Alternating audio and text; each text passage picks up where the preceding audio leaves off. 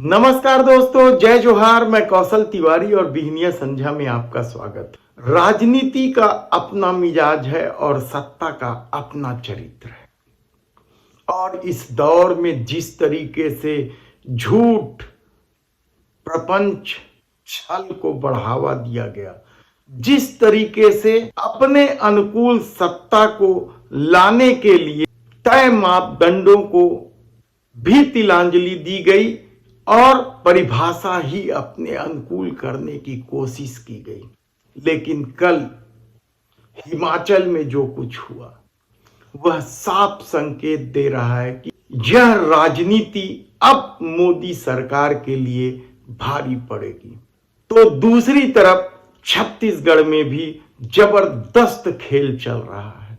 इस खेल के तहत साय सरकार ने साफ संदेश दे दिया है कि अब भाजपाइयों के खिलाफ कोई कार्रवाई नहीं होगी। अब भाजपाइयों से उलझने वाले अफसरों को या भाजपाइयों का कहना नहीं मानने वाले अफसरों की खैर नहीं है। छत्तीसगढ़ में क्या कुछ खेल चल रहा है यह हम बताएं, उससे पहले बता देते हैं कि हिमाचल में मोदी सरकार का मंसूबा फेल हो गया। हिमाचल में मोदी सरकार को जबरदस्त झटका लगा। उनके मंसूबे को उनके ही हथियार से कांग्रेस ने फेल करते हुए यह बताने की कोशिश की है कि जरूरत पड़ने पर वह भी वही सब कुछ कर सकती है जो मोदी सरकार अब तक करते रही। दरअसल राज्यसभा चुनाव के बाद हिमाचल के कांग्रेस की सुक्खू सरकार खतरे में पड़ गई थी। लेकिन कांग्रेस ने उसी हथियार का इस्तेमाल किया जिस हथियार से अब तक मोदी सरकार आधा दर्जन से अधिक राज्यों में अपनी सरकार बनाई। जिस हथियार से मोदी सरकार ने महाराष्ट्र में शिवसेना और एनसीपी को दो फाड़ कर दिया। जिस हथियार से मोदी सरकार ने महिला पहलवानों की छाती पर हाथ धरने वाले बाहुबली सांसद बृजभूषण शरण सिंह को बचाया था, कल उसी हथियार का या जिस हथियार के सहारे मोदी सरकार तमाम विपक्ष को देशद्रोही, भ्रष्टाचारी, हिंदू विरोधी साबित करने में लगा, कल उसी हथियार ने हिमाचल में कांग्रेस की सरकार बना दी। कांग्रेस ने भारतीय जनता पार्टी के 15 विधायकों को निलंबित कर दिया और जब वे विधायक सदन के भीतर से जाने से मना कर रहे थे तो उन्हें मार्शलों से निकलवा दिया।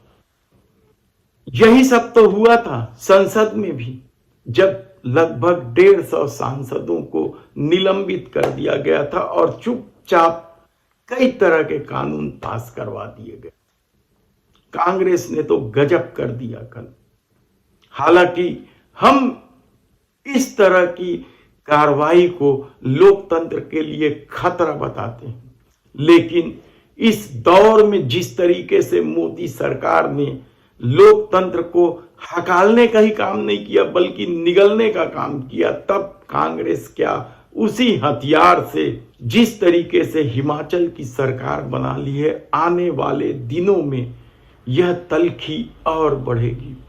नए तरह का खेल होगा।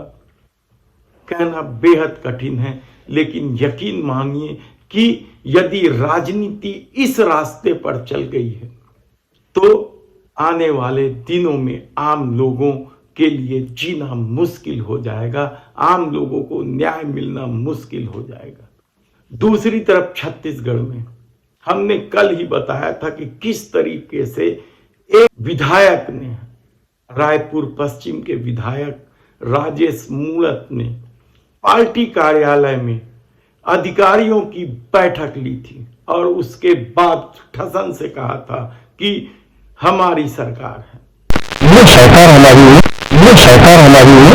और उस ठसन की खबर अभी लोग भूल भी नहीं पाए थे कि कल अंबिकापुर के भारतीय जनता पार्टी के विधायक राजेश अग्रवाल के भाई विजय अग्रवाल अपने समर्थकों के साथ थाने के भीतर घुसकर एक ट्रेनी अफसर डीएसपी के पद पर है उन्हें देख लेने की धमकी देते हैं और शाम तक विष्णुदेव साय सरकार उस अफसर का तबादला कर देती है। इस अफसर का नाम है शुभम तिवारी। दरअसल मामला है कोयला चोरी और डकैती का। पुलिस ने 2 दिन पहले ही कोयला चोरी और डकैती के मामले में ग्राम पंचायत अमेरा के 4 युवकों को पकड़ा था। इन युवकों को डकैती के आरोप में पुलिस द्वारा फंसा देने के विरोध में उस गांव के कुछ लोग थाना पहुंचे थे, लखनपुर थाना, जहां पुलिस से बातचीत के बाद वे लौट गए थे और संतुष्ट नहीं हुए थे। उसके बाद इस मामले को लेकर विधायक के भाई विजय अग्रवाल थाना पहुंचते हैं। डीएसपी शुभम तिवारी उन्हें शांति से बात करने के लिए कहते हैं, लेकिन वे इतने गुस्से में थे कि वे पुलिस की बात सुनने को तैयार नहीं थे, मामला समझने को तैयार नहीं थे और उन्होंने इस दौरान सीधे सीधे धमकी दे दी कि मैं देख लूंगा। और देखना क्या था, विधायक के भाई हैं और ऐसा नहीं है कि विधायक की दबंगई नहीं है उस क्षेत्र में, उनकी भी दबंगई के अपने किस्से हैं। कभी कांग्रेस के विधायक रहे टीएस बाबा, बड़े नेता हैं कांग्रेस के टीएस बाबा, उनके करीबी थे। भाजपा ने उन्हें टिकट दी और उन्होंने टीएस बाबा को हरा दिया था। उनके भाई विजय अग्रवाल दल बल के साथ अपने समर्थकों के साथ थाना के भीतर पहुंचकर खुलेआम धमकाते हैं, आरोपियों को छोड़ने की बात करते हैं और डीएसपी जब उन्हें शांति से बात करने कहते हैं तो वो शांति से बात करने को भी तैयार नहीं होते और सीधा धमकी देते थे। उनके समर्थक यानी जो साथ में ही भाजपाई आए थे वे ही उन्हें रोकने की कोशिश करते हैं, विजय अग्रवाल को। शायद इस बीच कहा जाता है कि इतना गुस्सा ठीक नहीं है, लेकिन वे मानने को तैयार नहीं है और धमकी देते हुए वहां से चले जाते हैं और शाम तक खबर आती है कि ट्रेनी डीएसपी शुभम तिवारी का तबादला कर दिया गया। और इस तबादले ने साफ संदेश दिया है उन अफसरों को जो भाजपाइयों की गलत बातों का विरोध करते हैं, उनको साफ संदेश दिया जाता है। लेकिन इससे भी बड़ी एक और घटना हुई। मुख्यमंत्री विष्णुदेव साय का एक करीबी व्यक्ति पिस्टल लेकर मुख्यमंत्री निवास के भीतर चला जाता है। वह वीआईपी गाड़ी से पहुंचता है, उसके साथ मुख्यमंत्री का स्टाफ भी होता है और शायद यही वजह है कि उनकी ठीक से तलाशी नहीं होती, क्योंकि यदि मुख्यमंत्री का स्टाफ हो, वीआईपी गाड़ी हो, तो फिर मजाक है किसी पुलिस वाले की जांच कर लेने की। लेकिन वह पिस्तौल रखा हुआ था और पिस्तौल के साथ भीतर तक चला जाता है और किसी एक अधिकारी की नजर उस पर पड़ती है, तब पता चलता है कि वह पिस्तौल लेके मुख्यमंत्री आवास के भीतर तक जा पहुंचा था। हड़कंप मच जाता है और 6 पुलिस वाले निलंबित कर दिए जाते।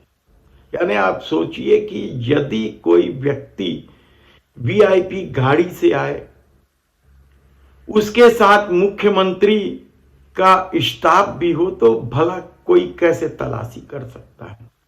लेकिन 6 पुलिस वाले निलंबित कर दिए गए।